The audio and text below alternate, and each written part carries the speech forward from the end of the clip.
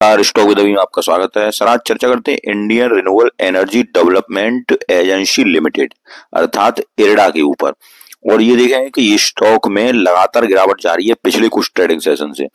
तो अब ये लगातार गिरावट होती रहेगी या जो आज ये रुका है इस स्टॉक, आज अचानक आज फिर गिरावट हुई थी और फिर नीचे से इसमें बाहर आ गए। तो जो जिस रेंज से ये उठा है वो क्या इसकी वही इसका सपोर्ट है या उससे भी नीचे जाने की संभावना है इस स्टॉक की। तो सारी कुछ बातों में चर्चा करेंगे। इसके थोड़े फंडामेंटल भी देखेंगे। फंडामेंटल उन लोगों के लिए देखेंगे जो कि स्टॉक को लेने का विचार कर रहे हैं, अभी तक जिनके पास है नहीं है, और जिनके पास है उनको ये बताएं कि स्टॉक यहाँ से कहाँ तक जा सकता है, क्या फिर अभी भी गिरावट हो सकती है या गिरावट हो सकती है तो कितनी हो सकती है या नहीं हो सकती तो यहाँ से ही ऊपर उठ सकता है।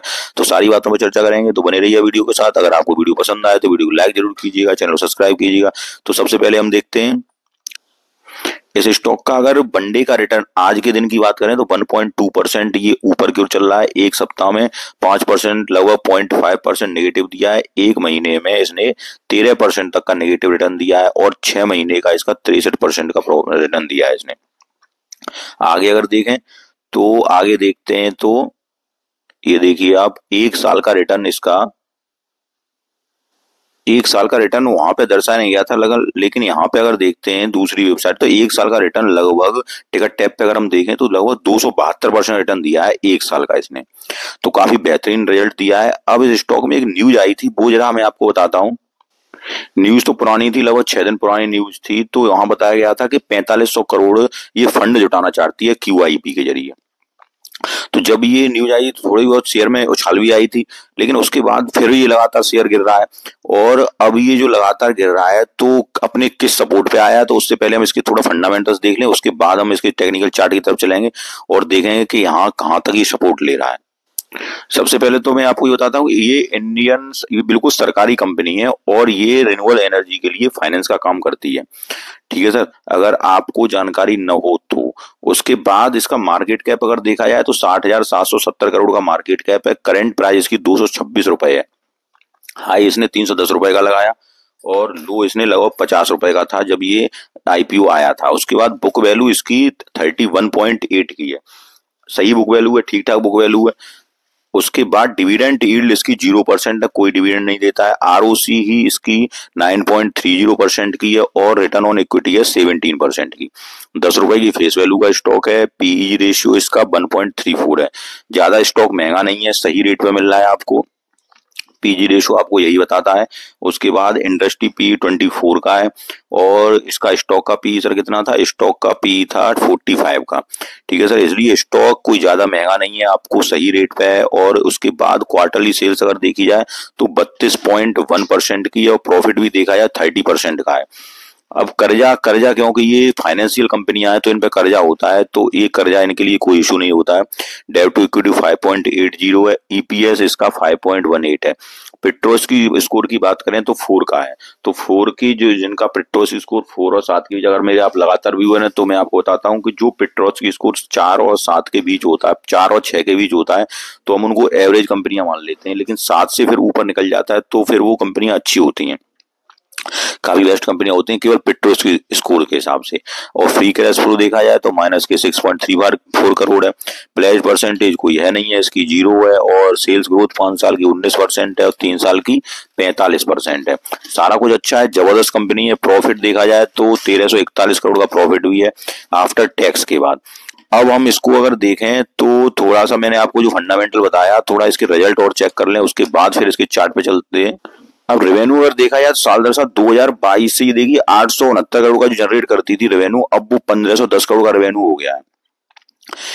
उसके बाद एक्सपेंस देखा जाए तो अब एक्सपेंस ने कम कर दिया। देखो 105 करोड़ पहले एक्सपेंस था, अब केवल 51 पहले आई है। अब फाइनेंशियल प्रॉफिट देखिए इसका लगातार 240 करोड़, 294 करोड़, 445 करोड़ लगातार हर क्वार्टर से बढ़ता चला जा रहा है। ठीक है सर, फाइनेंशियल और मार्जिन पे कितने पे काम कर रही है, फाइनेंस मार्जिन 32% मार्जिन लेके काम कर रही है कंपनी। तो जबरदस्त फंडामेंटल है, कोई दिक्कत नजर नहीं आ रही कंपनी में। और उसके बाद प्रॉफिट यहाँ देखिए, नेट प्रॉफिट आपका लगातार 201 करोड़ से लगातार 384 करोड़ बढ़ता चला आया है। अब EPS देखिए, EPS ही बढ़ रहा है। ग्रॉस NPA देखिए लगातार ये भी, अब ये थोड़ा कम हो रहा है। NPA 4.24%, 3.21%, 3.08%, 2.19%।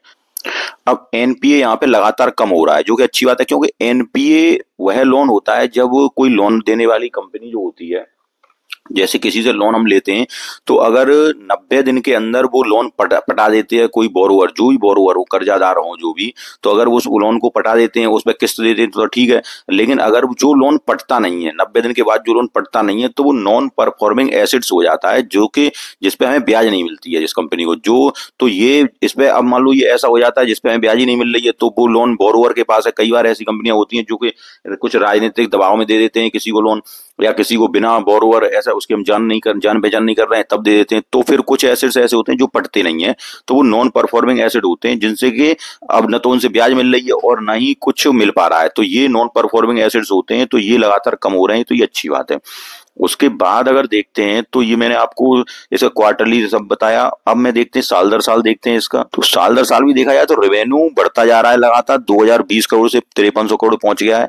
और फाइनेंशियल प्रॉफिट ये देखिए 400 करोड़ से कहां तक 1700 करोड़ पहुंच गया है। मार्जिन अगर देखा जाए 33% मार्जिन पे काम कर रही है कंपनी, सारा कुछ सही है। नेट प्रॉफिट यहाँ देखिए आप 250 करोड़ से बढ़ के कहां 1341 करोड़ पहुंच गया है। ईपीएस 3.19 से 5.19 पहुंच गया है। सारे सब के सब सारे फंडामेंटल टेक्निकल सारा कुछ, अब टेक्निकल तो भी चर्चा करेंगे, लेकिन बहुत ही मजबूत फंडामेंटल कंपनी है, सरकारी कंपनी है।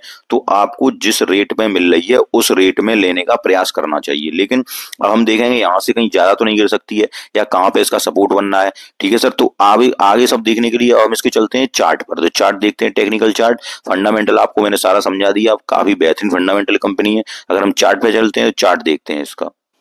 चार्ट से पहले थोड़ा शेयर होल्डर पैटर्न और समझा दूं, तो प्रमोटर के पास 75% होल्डिंग है, और जो कि होनी चाहिए। इसका मतलब इसमें कोई भी ओएफएस आने का चांस नहीं है जिससे गवर्नमेंट अपना स्टेक बेचे। क्योंकि गवर्नमेंट के पास 75%, प्रमोटर के पास 75% होना चाहिए।